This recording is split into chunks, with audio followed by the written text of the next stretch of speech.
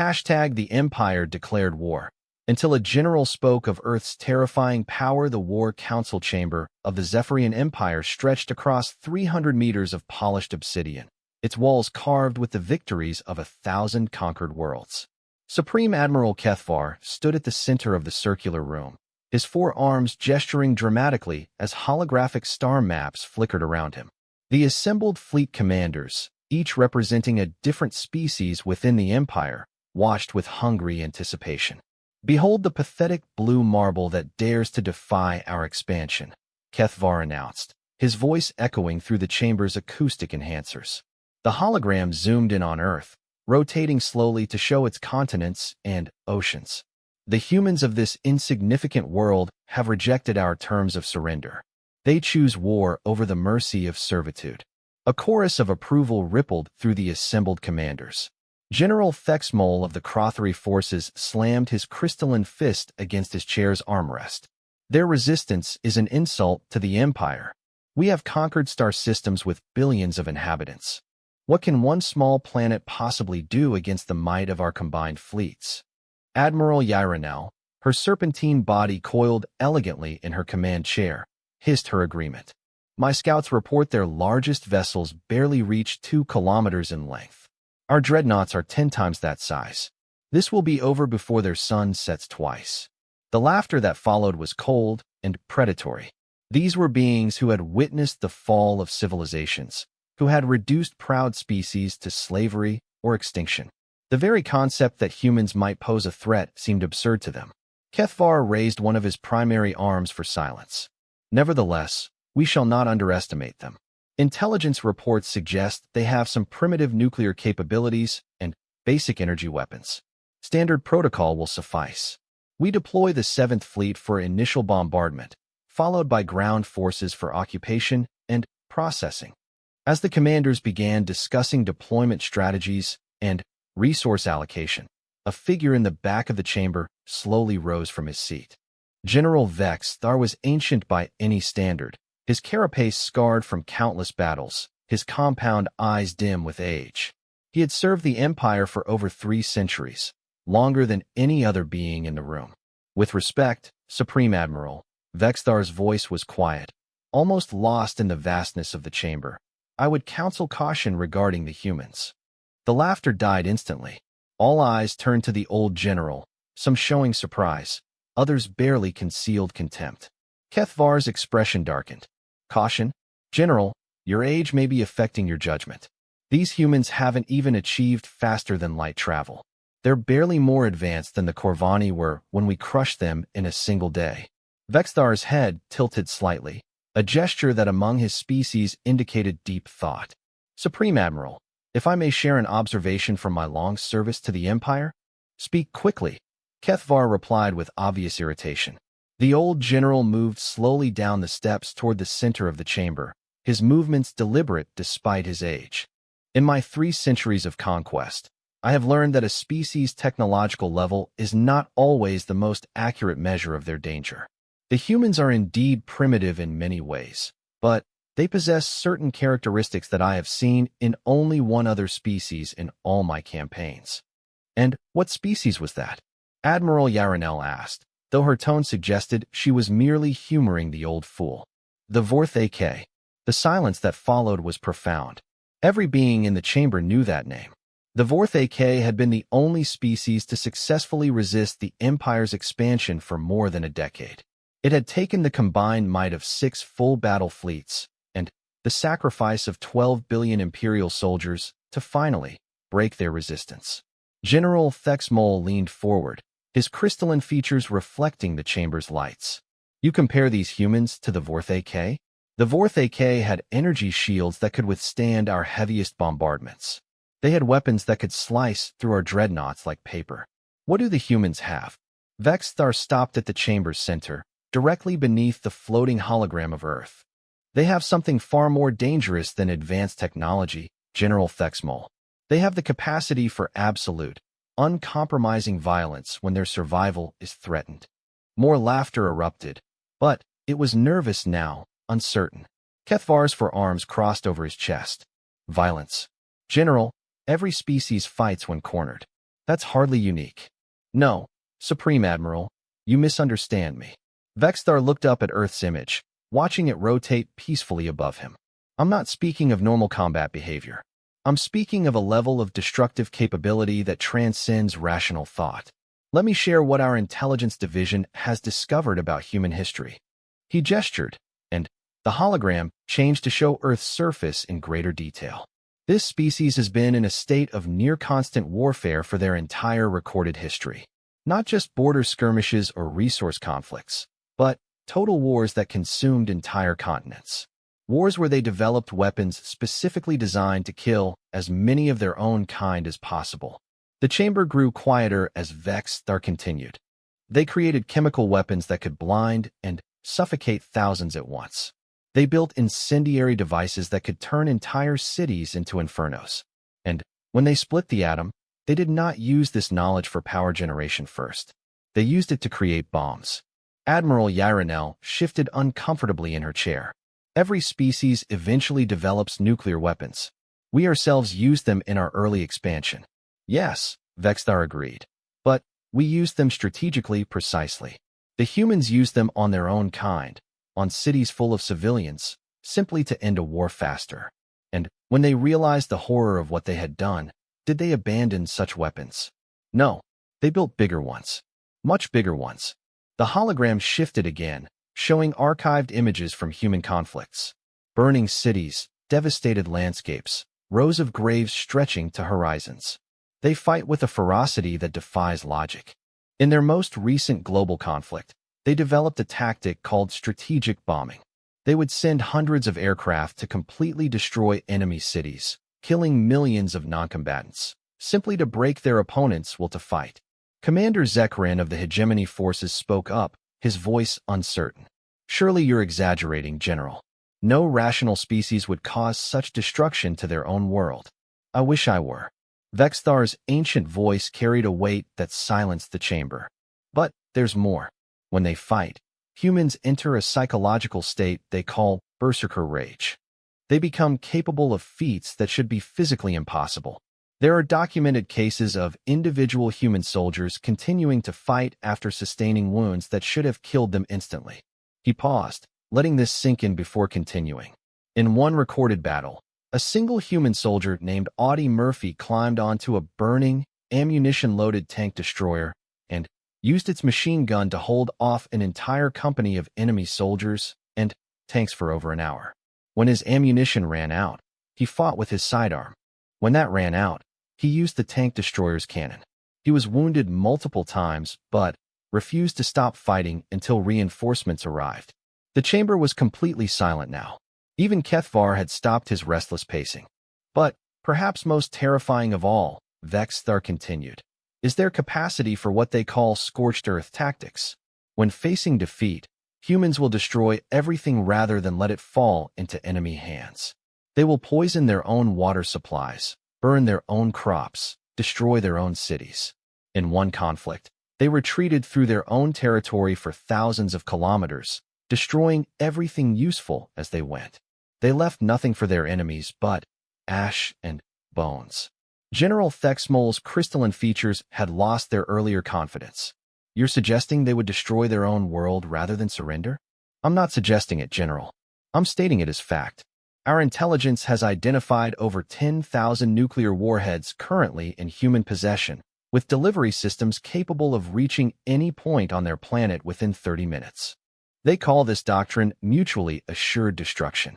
They have built the capability to sterilize their own world, and they have publicly stated they will use it rather than face conquest. The silence stretched uncomfortably long. Finally, Admiral Yaranel spoke, her voice much quieter than before. But, surely, faced with our overwhelming force, they would see reason. They must understand they cannot win. Vexthar's compound eyes fixed on her with an intensity that made her coil back slightly. Admiral, that is precisely what makes them so dangerous. Humans do not fight to win. They fight to make their enemies pay the highest possible price for victory. They have a saying, if you want to take something from us, you had better be prepared to bleed for it. He gestured again, and the hologram showed images of human military doctrine and training. Look at their warrior traditions. They teach their soldiers to fight to the death, to never surrender, to make every meter of ground cost the enemy dearly. They have entire military academies dedicated to studying how to inflict maximum casualties on superior forces. Kethvar finally found his voice, though it lacked its earlier arrogance. General, even if everything you say is true, we still vastly outnumber them. Our technology is centuries ahead of theirs. Yes, Supreme Admiral, our technology is superior. But consider this. Humans have been fighting each other with primitive weapons for millennia, and they have refined the art of killing to a degree that should terrify us. They have military strategists who have studied nothing but warfare for their entire lives. They have weapons designers whose sole purpose is to create more efficient ways to destroy their enemies. The old general moved closer to Kethvar, his voice dropping to almost a whisper that somehow carried to every corner of the chamber. And, most importantly, they have something we have never faced before in any of our conquests: the absolute certainty that they are fighting for their very existence. Every species fights for survival. Commander Zekrin protested weakly. No, Vexthar replied firmly. Every species fights to preserve their civilization, their way of life, their status. Humans will fight to ensure that if they fall, they take as many of us with them as possible. They will turn their entire world into a weapon if necessary. The chamber erupted into confused discussion, voices raised in argument and disbelief. Kethvar slammed his staff against the floor, the sound echoing like thunder. Enough, General Vexthar. You speak of possibilities and theories. We deal in facts and superior firepower. But Vexthar wasn't finished. Supreme Admiral, allow me to share one final piece of intelligence that should give us all pause. The hologram changed again, showing a series of human faces: scientists, military leaders, politicians. These are the humans currently in positions of power on their world. Do you know what every single one of them has in common? When no one answered, he continued. They are all survivors of conflicts where they faced seemingly impossible odds and emerged victorious. Their current military leadership consists entirely of individuals who have personally commanded forces that defeated larger, better-equipped enemies through sheer determination and tactical brilliance. The image focused on one particular human, a stern-faced woman in military uniform. This is General Patricia Harrison, current head of their Unified Planetary Defense Force. She previously commanded a force of 3,000 soldiers that held off an enemy army of 50,000 for 6 months, inflicting casualties at a ratio of 20-1. When asked how this was possible, she replied, "We made them pay for every meter with blood and screaming." Another image appeared, showing a grizzled man with piercing eyes. This is Admiral Chen Wu, commander of their space forces. He once rammed his crippled warship into an enemy dreadnought rather than surrender, taking both vessels down but allowing his fleet to escape. His survival motto is displayed on every human military vessel: victory at any cost, defeat with maximum vengeance. The chamber had fallen silent again, the weight of Vexthar's words pressing down on everyone present. The old general looked around the room, meeting each pair of eyes. These humans have spent their entire history perfecting the art of making their enemies regret fighting them. They have weaponized their own destruction and made it their primary defensive strategy. And now we propose to attack their homeworld, the place they will defend with every weapon, every tactic, every ounce of hatred they can muster. Kethvar's voice was much quieter now, uncertain. What are you suggesting, General? I'm suggesting, Supreme Admiral, that if we declare war on the humans, we had better be prepared for a level of resistance that will make the Vorthake campaign look like a training exercise. Because these humans won't just fight us. They'll teach us that there are things worse than defeat. As Vexthar's words echoed through the chamber, a new hologram appeared, a transmission from Earth. The image showed General Harrison standing before what appeared to be a massive military assembly. Her words came through with crystal clarity. To any hostile forces considering action against Earth, we are not like the others you have conquered. We do not surrender. We do not submit. We do not forgive. If you come for us, you will learn why humanity has never been successfully subjugated. You will discover that there are worse things than losing a war, like winning one against us. The transmission ended, leaving the chamber in absolute silence. For the first time in 3 centuries, an Imperial War Council had to seriously consider whether the cost of victory might be too high to pay. Hashtag the Empire's advance, and Earth's response 3 days after the War Council. Supreme Admiral Kethvar stood on the bridge of the Imperial flagship Devastator, watching the blue marble of Earth grow larger in the main viewport. Despite General Vexthar's warnings, the war machine of the Empire had been set in motion. Pride and political pressure had won over caution, and now 500 Imperial warships hung in space around Earth like mechanical vultures. Admiral, Communications Officer Yextani reported from her station. We are receiving multiple transmission attempts from the planet's surface. They appear to be surrender offers. Kethvar felt a wave of relief wash over him. Perhaps the old general had been wrong after all. Put them through. The main screen flickered to life, showing General Harrison standing in what appeared to be a military command center. Behind her, dozens of human officers worked frantically at control stations, their faces grim but determined. Imperial Fleet, Harrison began, her voice steady despite the overwhelming odds she faced. This is General Patricia Harrison, Supreme Commander of Earth's Unified Defense Force. I have a message for whoever is in charge of your invasion force. Kethvar stepped forward, his 4 arms spread wide in a gesture of imperial authority. I am Supreme Admiral Kethvar of the Zephyrian Empire. You will surrender unconditionally, or your world will be reduced to ash. Harrison's expression didn't change. Admiral Kethvar, I want to make sure you understand exactly what you're proposing to do here.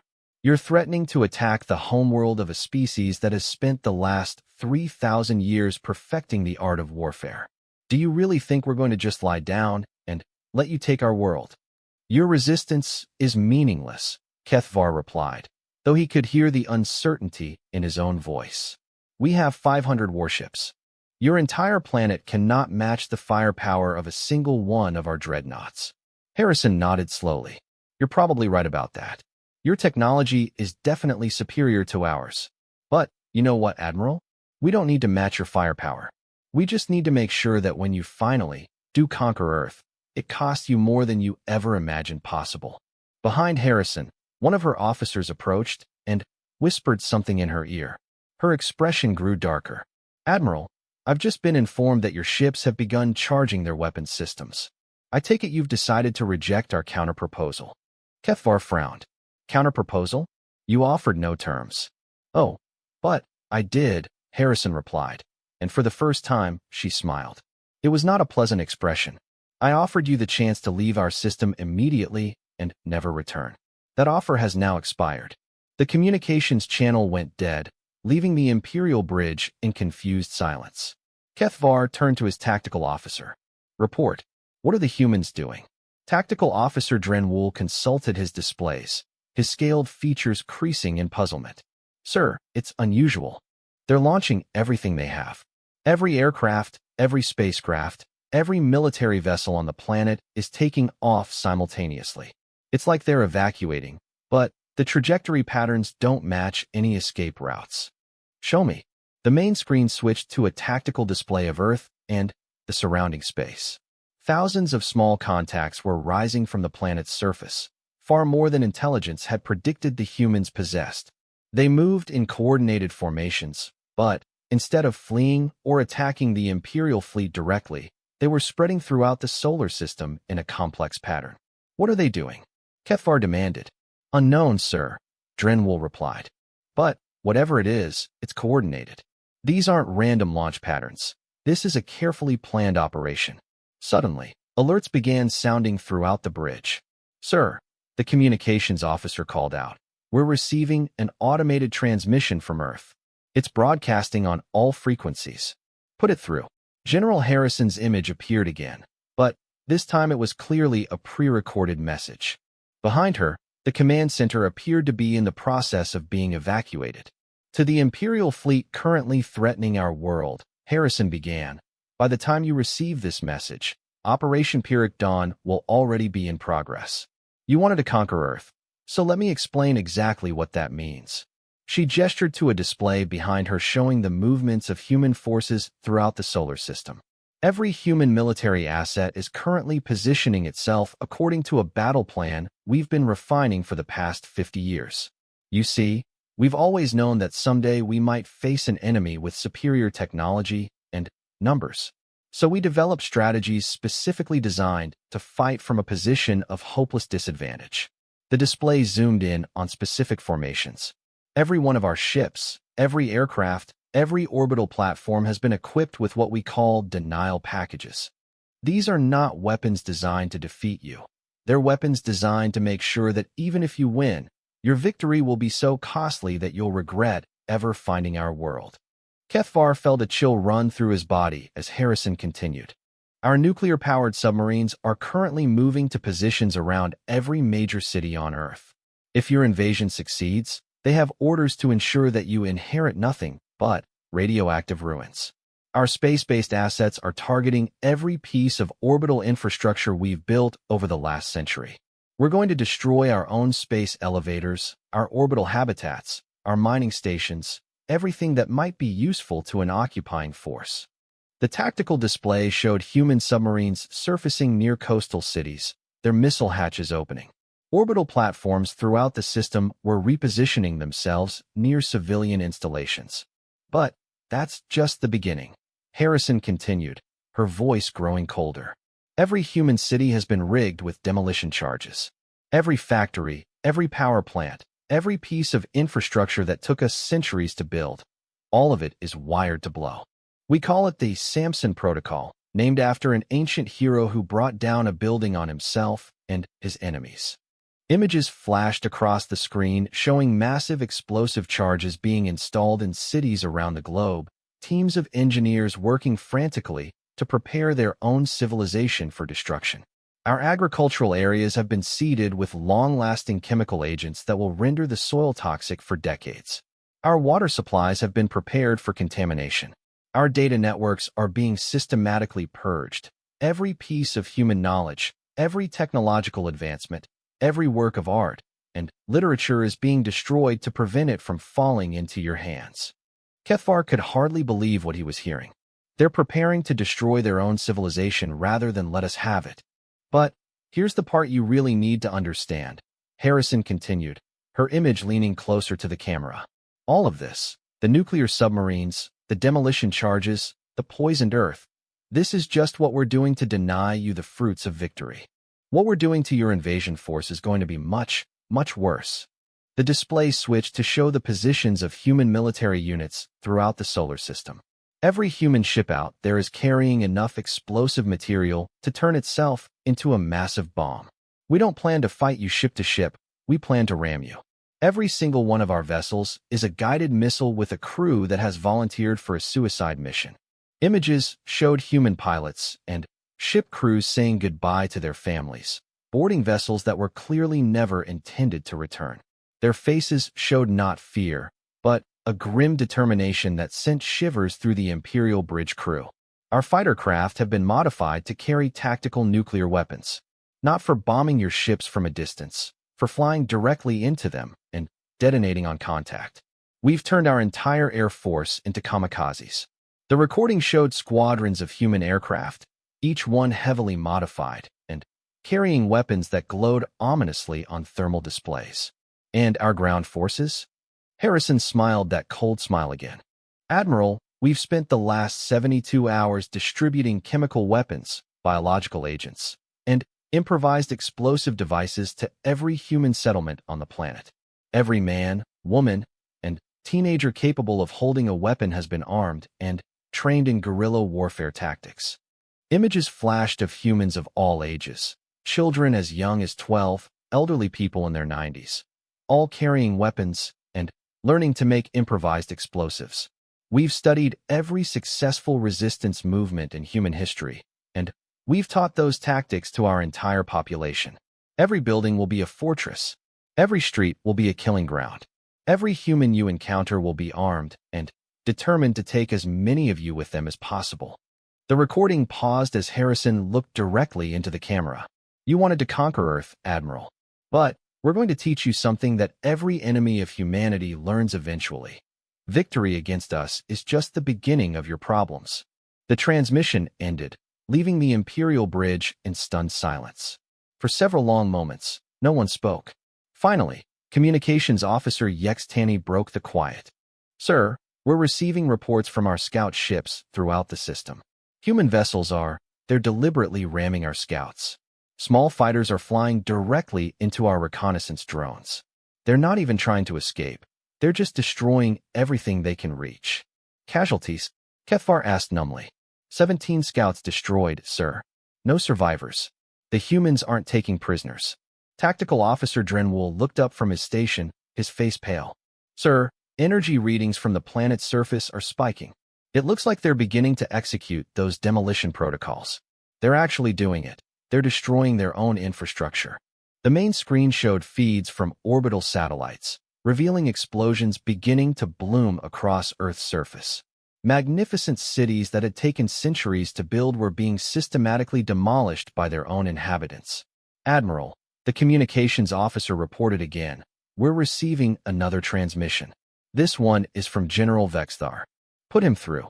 The old general's scarred face appeared on the screen. He was clearly aboard one of the ships in the Imperial fleet, but his expression was grave. Supreme Admiral, I'm transmitting from the Conquest. Are you seeing what I'm seeing? General, the humans appear to be destroying their own world rather than surrender it. Yes, sir. And that's exactly what I tried to warn you about. Admiral, I've been monitoring human communications, and I need to inform you of something that intelligence missed in their initial assessment. What is it, General? Sir, the humans aren't just prepared for this kind of warfare. They've been actively planning for it. This operation they're executing, Pyrrhic Dawn, has been in development for decades. They've been preparing for the possibility of facing a technologically superior enemy for their entire modern history. Vexthar's image flickered as another explosion bloomed on the planet below. They've studied every military defeat in their history and developed specific countermeasures. They've analyzed every successful invasion of their world and created protocols to prevent it from happening again. What are you saying, General? I'm saying, sir, that the humans have been preparing for us long before they knew we existed. They've been planning for this exact scenario, a technologically superior enemy attempting to conquer their homeworld, since they first looked up at the stars and wondered what might be out there. The implications of this struck Kethvar like a physical blow. You're telling me they planned this entire defensive strategy without even knowing who they were defending against? Yes, sir. And, Admiral, there's something else. I've been analyzing the pattern of their ship movements, and I believe this is just the opening phase of their defense. They're not just trying to deny us the planet. They're trying to trap us here. Trap us? How could they possibly trap a fleet of this size? Vexthar's expression grew even more grim. Sir, look at the positions they've taken throughout the solar system. They're not random. They're forming a spherical formation around their planet with us at the center. Every escape route out of this system is being covered by human vessels carrying nuclear weapons. The tactical display confirmed Vexthar's assessment. The seemingly chaotic deployment of human forces was actually a carefully constructed web, with the Imperial fleet sitting at its center like a captured prey. They're planning to detonate nuclear weapons along every possible escape vector. Vexthar continued.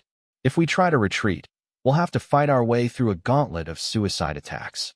They're not just defending their world, Admiral.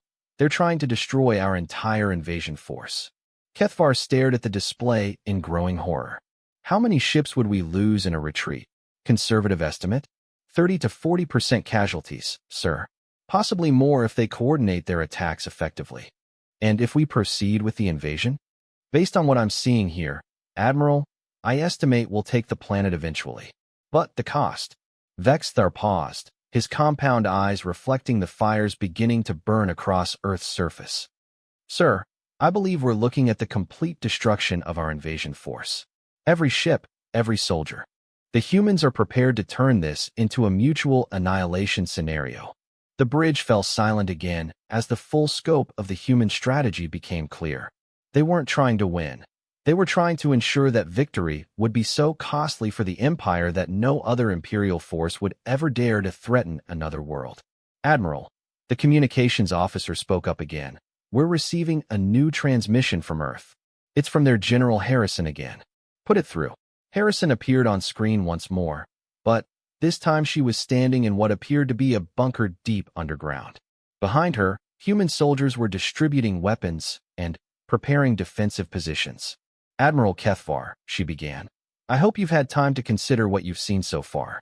This is your final chance to withdraw from our system and avoid what's coming next." "General Harrison," Kethvar replied, his voice strained, "surely you realize that your resistance will ultimately fail. We have overwhelming force." "Yes, you do," Harrison agreed. "But, Admiral, let me ask you a question. When your fleet finally does defeat us, how many ships do you think you'll have left? How many soldiers will survive to tell the story? How many of your commanders will return home to their families?" She gestured to the screens behind her, showing tactical displays of human forces throughout the solar system. "Because I can tell you exactly how many humans will survive this battle. 0. Every man, woman, and child on this planet has accepted that we're all going to die. But we've decided that if we're going down, we're taking as many of you with us as possible." Her expression hardened. "This is what defeat looks like when you fight humans, Admiral. We don't surrender. We don't submit. We don't bargain for mercy. We fight until every last one of us is dead. And we make sure that our deaths cost you everything." The transmission ended, and Kethvar found himself staring at a tactical situation unlike anything in Imperial history.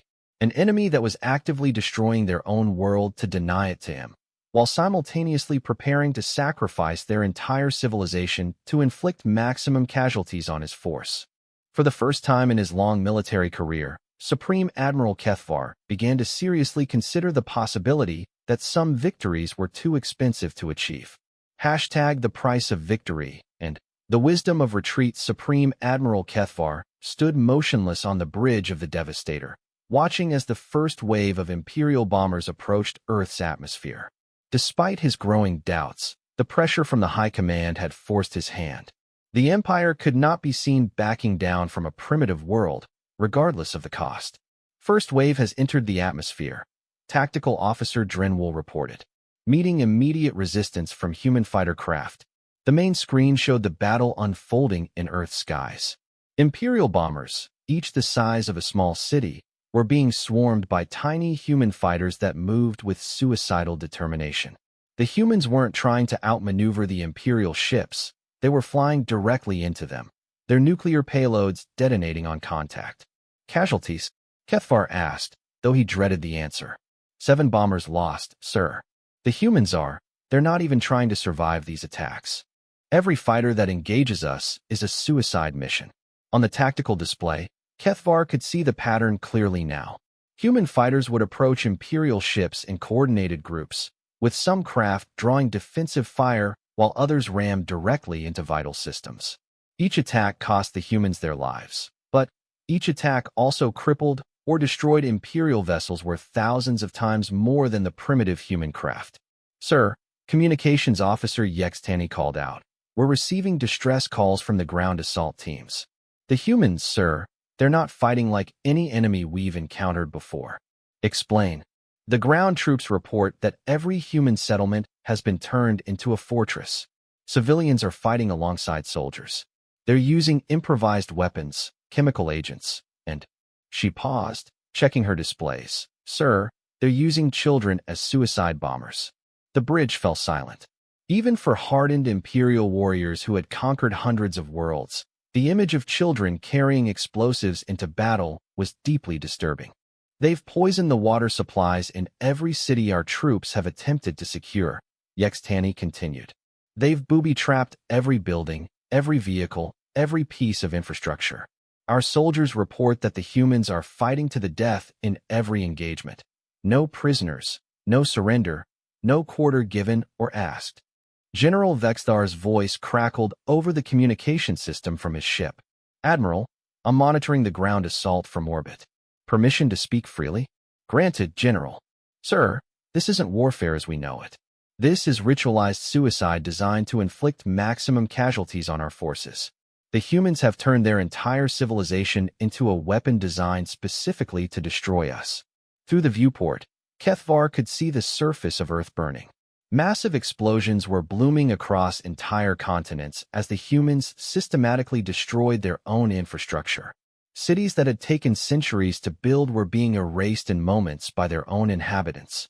Admiral Drinwall reported, energy signatures from the planet's surface indicate they're preparing to detonate their nuclear arsenals. All of them. What do you mean, all of them? Sir, they appear to be planning to detonate their entire nuclear stockpile simultaneously. Not as weapons against us, but just detonating them. Everywhere. They're going to irradiate their entire world. The implications were staggering. The humans weren't just denying the Empire their world. They were making it completely uninhabitable for anyone, including themselves. Admiral, the communications officer shouted over the growing chaos on the bridge. Priority transmission from Earth. It's General Harrison again. The screen flickered to life, showing Harrison in what appeared to be a deep underground bunker. Her face was streaked with dirt and blood, and behind her, the bunker shook with nearby explosions. Admiral Kethvar, she began, her voice hoarse but determined, I wanted to give you a final update on the progress of our surrender. Despite everything, her sarcasm was unmistakable. By my count, you've lost approximately 60 ships so far, with another 100 suffering major damage. Your ground assault has secured exactly 0 strategic objectives, and your casualties are approaching 50,000 dead. She gestured to screens behind her showing tactical displays that somehow still functioned despite the chaos. In return, you've killed approximately 200 million humans and destroyed about 30% of our infrastructure. Congratulations, Admiral. At this rate, you'll have complete control of a radioactive wasteland in just 48 hours. The bunker shook again, more violently this time. But I thought you should know, we're not done yet. Phase 2 of Operation Pyrrhic Dawn begins in exactly 10 minutes. What is Phase 2? Kethvar found himself asking, though he wasn't sure he wanted to know. Harrison's smile was grim. Our nuclear submarines.